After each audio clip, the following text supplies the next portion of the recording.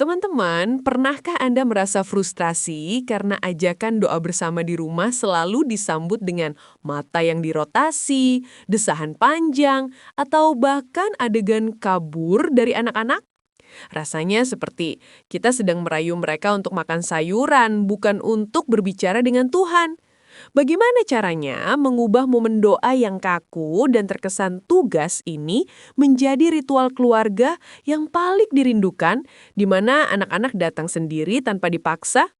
Jawabannya, nonton video ini sampai selesai ya.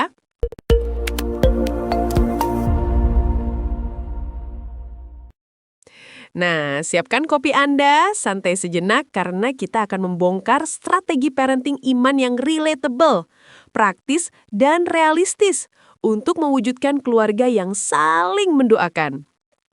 Kita akan membahas cara kreatif mengajak anak berdoa bersama keluarga dengan fondasi katekese Katolik yang kuat dan penerapan yang menyenangkan. Ayo, kita mulai. Segmen 1. Membangun konteks. Doa sebagai dialog bukan monolog. Di Catechetical Foundation. Kita mulai dari fondasi dulu ya. Seringkali masalahnya bukan pada anak-anak yang malas berdoa, tapi cara kita memandang doa.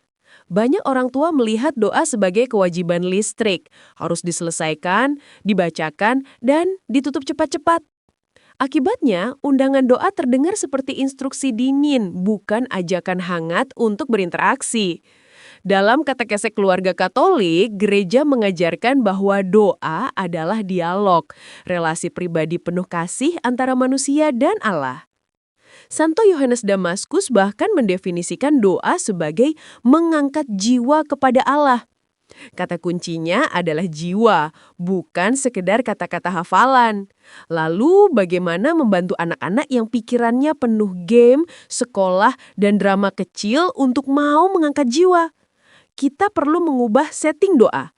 Bukan momennya yang kaku, tapi momen yang terasa personal, seperti curhat lembut dengan Tuhan. Bayangin, kalau kita minta anak cerita tentang sekolah, mereka pasti mau. Tapi kalau diminta langsung duduk formal, susah. Maka jadikan doa sebagai lanjutan dari curhat harian. Minta mereka cerita, hal baik hari ini, hal yang bikin takut, atau hal lucu yang terjadi. Setelah itu, arahin pelan-pelan agar semua perasaan itu mereka serahkan ke pelukan Tuhan. Saya pernah mengalami hal lucu. Anak saya waktu usia 7 tahun ngambek karena kalah main bola. Saya bilang, "Nak, coba cerita ke Yesus. Bilang kalau kamu sedih dan minta semangat buat besok." Diikutin. Dan setelah itu dia lebih lega. Bukan karena menang, tapi karena merasa didengar. Itu, teman-teman, adalah katekese yang terjadi di dapur rumah kita. 3 tips konkret bagian 1. 1. Ganti istilah. Alih-alih doa, pakai waktu ngobrol sama Tuhan. 2. Mulai dari hati. Ajak setiap anggota keluarga menyebut hal yang disyukuri atau dikhawatirkan. 3. Visualisasi. Buat salib kecil, lilin, atau patung kecil untuk membantu fokus anak. Segmen 2. Metode sensory prayer. Melibatkan panca indera. Dipactical approach. Masuk ke poin kedua yang sangat praktis. Banyak orang lupa bahwa anak belajar lewat panca indera. Doa yang hanya mengandalkan kata-kata sering terasa abstrak buat anak. Disinilah sensory prayer jadi metode yang sangat efektif. Tradisi Katolik kaya dengan pendekatan indrawi, air suci, dupa, lagu rohani, icon atau patung. Kita tinggal membawa kekayaan itu ke rumah dalam bentuk sederhana. Beberapa ide praktis.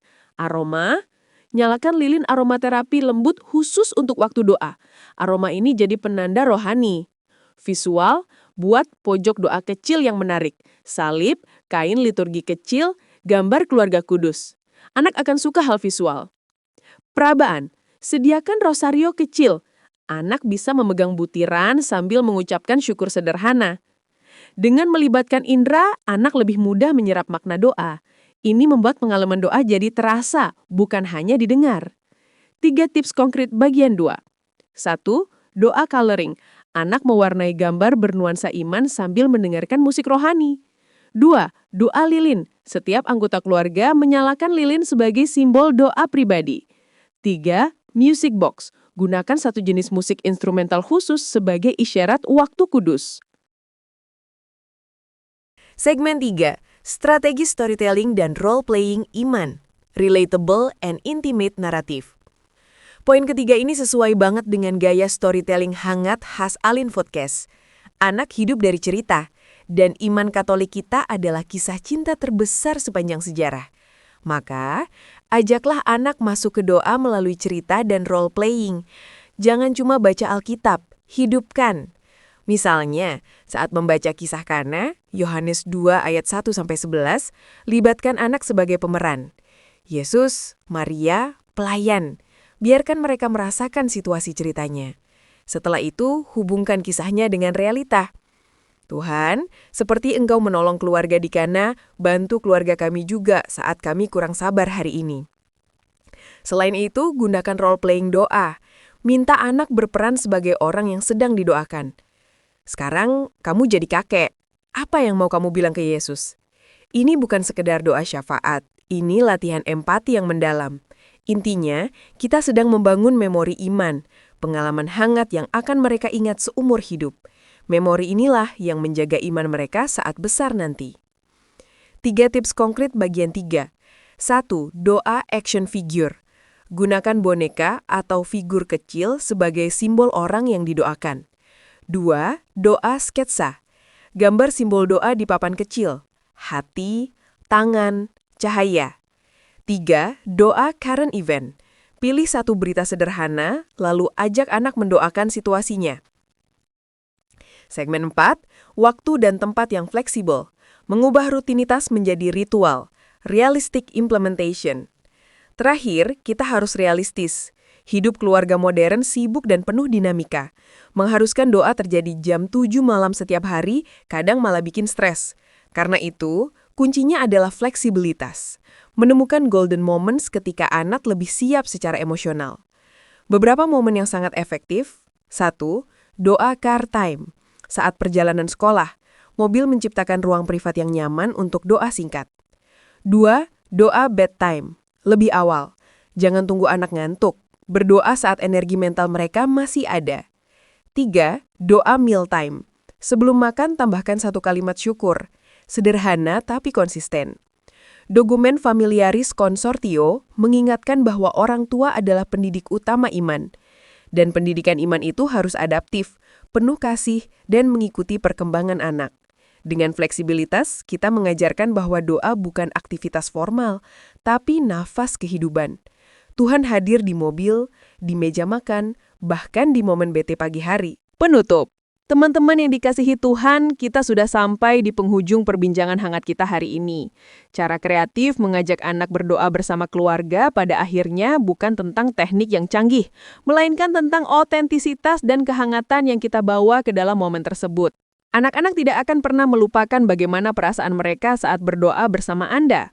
Mereka akan melupakan kata-kata formal Anda, tetapi mereka akan selalu mengingat pelukan Anda, suara lembut Anda, dan rasa aman yang mereka rasakan saat Anda membimbing tangan kecil mereka untuk menyentuh salib.